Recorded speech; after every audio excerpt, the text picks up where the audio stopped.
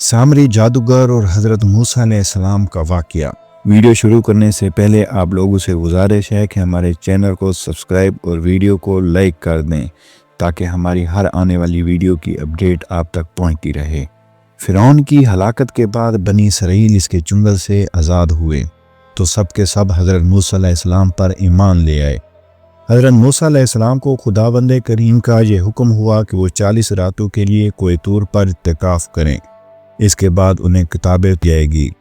چنانچہ حضرت موسیٰ علیہ السلام کوہ طور پر چلے گئے اور بنی اسرائیل کو اپنے بھائی حضرت ہارون علیہ السلام کے سپرد کر گئے۔ آپ 40 دن تک دن بھر روزہ رکھتے اور ساری رات عبادت میں مشغول رہتے، جبکہ دوسری طرف بنی اسرائیل میں ایک شخص رہا کرتا تھا جس کا نام سامری تھا، جو طبی طور پر نہایت گمراہ کن آدمی تھا۔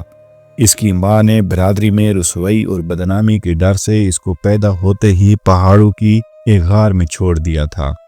حضرت جبرائیل علیہ السلام نے اللہ تبارک و تعالیٰ کے حکم سے اس کو اپنی انگلی سے دودھ پلا کر پالا۔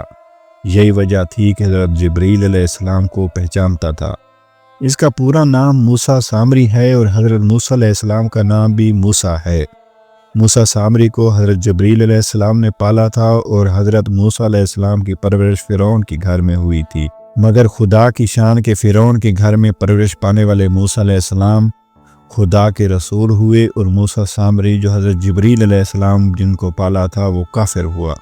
جن دنوں موسیٰ علیہ السلام کوہ طور پر اللہ کی عبادت میں مشغول تھے، وہیں سامری نے آپ کی غیر موجودگی کو غیباً جانا اور اس نے بنی اسرائیل کے سونے چاندی کے زیورات کو پگھلا کر اس سے ایک سونے کا بچھڑا بنایا۔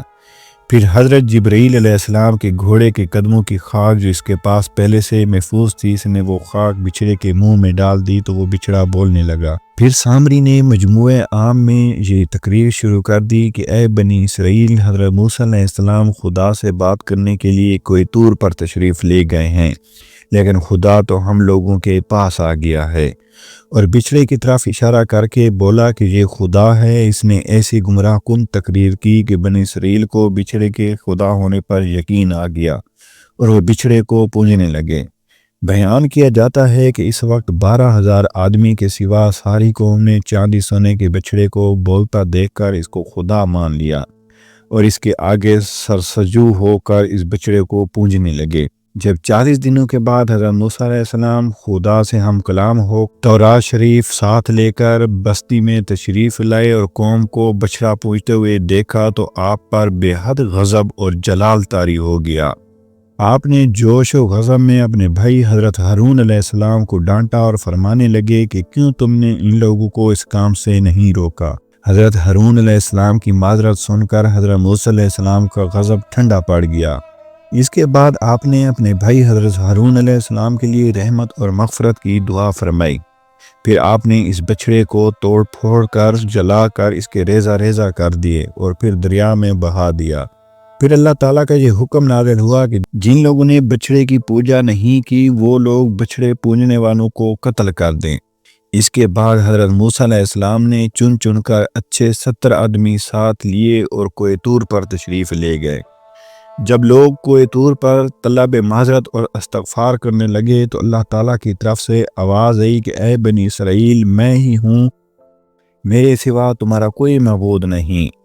میں نے ہی تم لوگوں کو فرعون کے ظلم سے نجات دے کر تم لوگوں کو فرعون کے ظلم سے آزاد کرایا، لہذا تم لوگ فقط میری ہی عبادت کرو اور میرے سوا کسی کو مت پوجو۔ اللہ تعالیٰ کا یہ کلام سن کر یہ 70 آدمی یک زبان ہو کر کہنے لگے کہ اے موسیٰ علیہ السلام، ہم ہرگز آپ کی بات نہیں مانیں گے جب تک ہم اللہ تعالیٰ کو اپنے سامنے نہ دیکھ لیں۔ یہ 70 آدمی اپنی ضد پر بالکل اڑ گئے کہ ہم خدا کا دیدار کر کے رہیں گے ورنہ ہم نہیں مانیں گے۔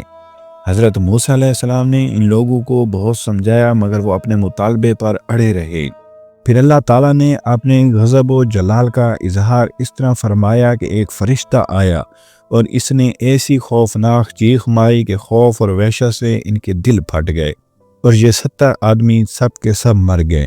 پھر حضرت موسیٰ علیہ السلام نے خداوند عالم سے ان لوگوں کے لیے زندہ ہو جانے کی دعا مانگی تو یہ لوگ زندہ ہو گئے۔